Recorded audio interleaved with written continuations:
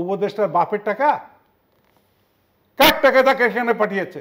শেখ হাসিনা তার উপরে যে চতুর্মুখী আক্রমণ করেছে তার দল ভাঙার জন্য, তাকে নেতৃত্ব শূন্য করার জন্য, সব কিছু তার নেতৃত্বের গুণাবলী দিয়ে সবাইকে এখনো ধরে রেখেছে। আবার পাশাপাশি এই কথাই বলতে হবে, খালি গুণগান করলে তো হবে না। বিএনপি প্রতি এদেশের মানুষের অনেক আশা ছিল, আপনার তো সেই দলেরই, আপনাদের প্রতি আমাদের যথেষ্ট আকাঙ্ক্ষা। 5 তারিখের পরের থেকে কি যে শুরু হলো। বান্ডেল থাকলে প্রতি সেনমানিতে টাকা বাঁচবে। বিকাশ সেনমানি বান্ডেল কিনে জিতুন প্রতি লেনদেনে। গনিমতের মালের মতো এ অধিক ছুটাছুটি, কে কয় টাকার মালিক হয়েছে?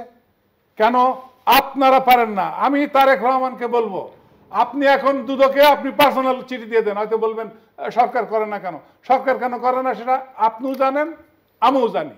বর্তমান যে অবস্থা আছে, এই অবস্থায় একটা জাতি আমরা আশা করেছিলাম না যে, আগেও তো আমরা দেখেছি, মার্শাল ল দেখেছি, ইমার্জেন্সি দেখেছি, তত্ত্বাবধায়ক সরকার দেখেছি।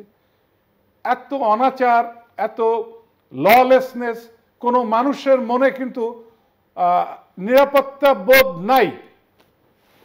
এই আপনি পুলিশ বলুন, পুলিশ কিন্তু মন দিয়ে তারা কাজ করতে পারছে না।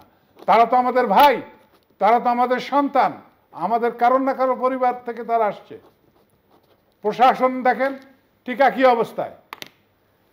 এই বাচ্চা ছেলে পেলে যাচ্ছে, ডিসি সাহেব এইটা আমার এই করে দেন, এইটাই করে দিতে হবে, না দিলে হুমকি টুমকি করে দিচ্ছে। এসি ল্যান্ডকে যে বলতেছে এইটা এই করে দিতে হবে, যারা মেনে নিতে পারে না এই তাদের তদবির। দেখেন গত কয়েকদিনে 21-22 দিন এসি ল্যান্ড একসাথে পোস্টিং হয়েছে, এটা কিন্তু খুব নজিরবিহীন ঘটনা। শুধু তাই না, আরও একটা জিনিস দেখেন, আমরা প্রথমে মনে করছিলাম যে তত্ত্বাবধায়ক সরকারের সমস্ত উপদেষ্টারা একেবারে তুলসী দোয়া পাতা, ধোয়া তুলসী পাতা, হ্যাঁ ধোয়া, রাইট, এবং সেটা অত্যন্ত পবিত্র আমরা মনে করি। কয়েকদিন আগে পত্রিকায় দেখলাম সমাজ কল্যাণ মন্ত্রণালয়ের সচিব, উনি বাড়ি যাবেন, রিটায়ারমেন্টে যাবেন মনে হয় 4 তারিখে। তার উপদেষ্টা তাকে আমেরিকায় শিক্ষা গ্রহণ করতে পাঠিয়েছে। এটা উপদেষ্টার বাপের টাকা? কার টাকা তাকে এখানে পাঠিয়েছে? কি শিক্ষা করতে গেছে?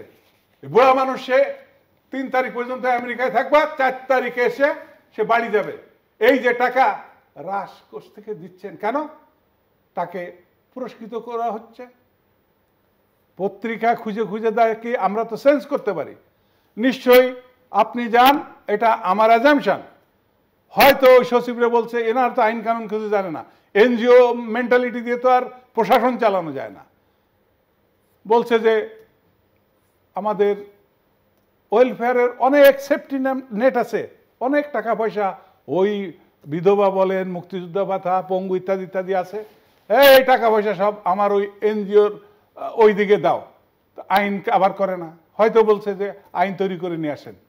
আমার মনে পড়ে, এটা আমার বাস্তব অভিজ্ঞতা, এক রেলমন্ত্রী আগে বলছিল যে রেলের ক্যাটারিংয়ের এই বিজনেসটা অমুকরে দেন, আমার এলাকার মানুষ নির্বাচনে কাজ টাজ করে। তা আমলা বলতেছে স্যার এটা তো কাভার করে না, আর এই কন্ট্রাক্টর যদি আপনি এখন এই যা বলতেছেন করে দিই, ও তো কোর্টে যে মামলা দিলে তো আপনার এই অর্ডার ইনজাংশন হয়ে থাকবে, আপনি এটা পারবেন না, আইন করে নিয়ে আসেন আপনি, যেভাবে পারেন আমি বুঝি না, কাজ তারে দিতে হবে। তো এই আমলারা তো বসে বসে কীভাবে খুশি করতে বলে, একটু পরে যে বলছে স্যার আপনি যা বলছেন সব ঠিক, তবে একটা কথা, জেল কিন্তু খাটবেন আপনি, আমরা খাটবো না, সাইন কিন্তু আপনি করবেন। তাহলে কি করা যায়? তাহলে 50-50, ওরে কিছু দেন, এরে কিছু ডাকি এক জায়গায় করে কিছু করে দেন। তা এইটা রাজনৈতিক সরকারের পুরানো ইতিহাস আমি বলতেছি। বর্তমানে যারা আমাদের উপদেষ্টা আছে তাদের নামে 900-এর তো ফিরিস্তি শেষ নাই। তাদের কি পিএস, অ্যাসিস্ট্যান্ট, তাদের বাড়িঘরে ছিল ছাপড়া, বহুতল বিশিষ্ট ভবন জুড়ে দিয়েছে। টাকা কি ওহির মাধ্যমে পকেটে এসে পড়ে? কয়েকদিন আগে দেখলাম গুলশানে এক এমপির বাসায় যে টাকা, তাও 100, 200, 500, 1000, 2000 না, কোটি, এ তো শুনলে আমার মাথা ঘুরে যায়। সেই সমস্ত জায়গায় কে নিছে, তার পিছনে খুঁজে দেখেন, তার পিছনের কোনো ব্যাকগ্রাউন্ড নাই। তার বাড়ি ছিল সাপলা, সেখানে কি আর এক বাড়ি যে সেখানে কয় লাখ টাকা পাইছে, আজকে পত্রিকায় দেখলাম আসছে। এই হচ্ছে। তাহলে আমাদের সরকার কিভাবে চলছে, কোনো নিয়ন্ত্রণ আছে? নাই। পাশাপাশি আমাকে একজন টেলিফোন করছিল কালকে যে ভাই আর্মি কেন শক্ত হচ্ছে না? আর্মি শক্ত হবে তো তাকে তো সেই দায়িত্ব সেই সরকার যদি না দেয়, যদি বলে নমনীয়ভাবে থাকেন। এখন আমাদের এই যে জাতীয় নাগরিক পার্টি, তারা বিভিন্ন বিতর্কে জড়িয়ে গিয়েছে, আর্থিক, নৈতিক, সেগুলো তো আছেই। তার পাশাপাশি এখন আবার তাদের বক্তৃতা শুনে আগে আমরা আশা করেছিলাম তারা হয়তো আদর্শিক একটা জায়গায় নিয়ে যাবে। আমরাও ছাত্র ছিলাম, আমরাও সংগঠন বুঝি। এখন অনেক সিনিয়র নেতৃবৃন্দ অনেক নাম ধরে ধরে অশোভন গালিগালাজ কথাবার্তা বলা, এগুলা তো মানুষ মেনে নিতে পারছে না। আর কতিপয় রাজনৈতিক দলের যেসব স্লোগান আমরা শুনি, আমার মনে হয় বাংলাদেশের রাজনৈতিক ইতিহাসে এত নোংরা স্লোগান আমরা কখনো শুনি নাই। আপনি তো বক্তৃতার কথা বলছেন, আমি তার সঙ্গে সেটাও যুক্ত। জি, এটা খুব দুঃখজনক, অত্যন্ত মর্মাহত হয়ে বলতে হয় যে এত অশ্লীল অশালীন নোংরা স্লোগান যারা আমাদের শ্রদ্ধার পাত্র, শ্রদ্ধার জায়গায় তাদের রাখা উচিত।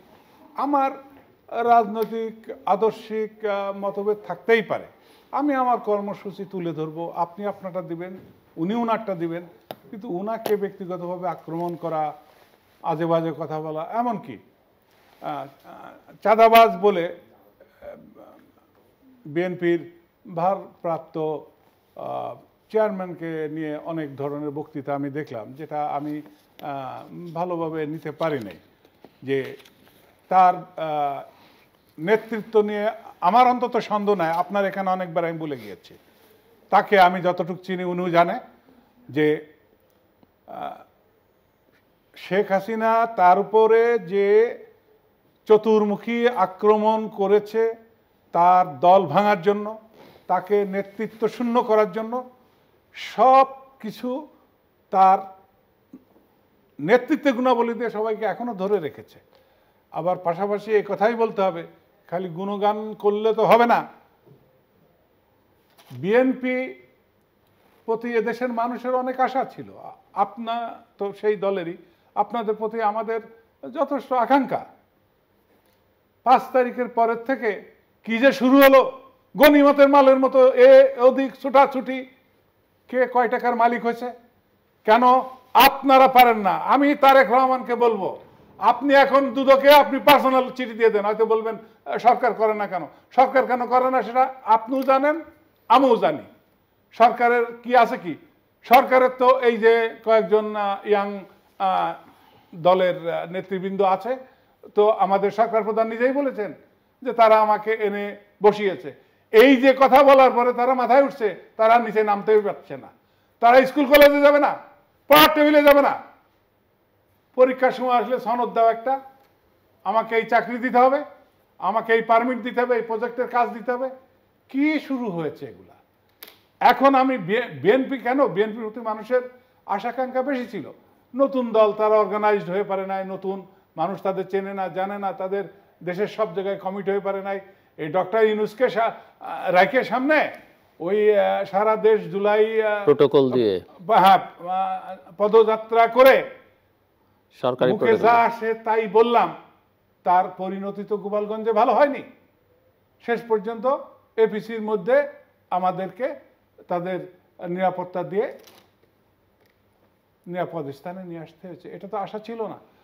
ওনারা প্রোগ্রাম করুক, একটা দেশ যে কোনো জায়গায় যেতে পারে, কোনো অসুবিধা নাই, আপনারা যাবেন। উস্কানি দিয়ে এবং স্কুল বন্ধ করে পুলিশ সেনাবাহিনী নিয়ে অভিভাবকরা অভিযোগ করছে স্কুল বন্ধ করে তাদের মহড়ায় হাজিরা দেখাতে হবে লম্বা, এ কি শুরু করেছে? তুমি কে? জি কোন অথরিটিতে তাদেরকে তুমি নিয়ে আসছো সেখান থেকে?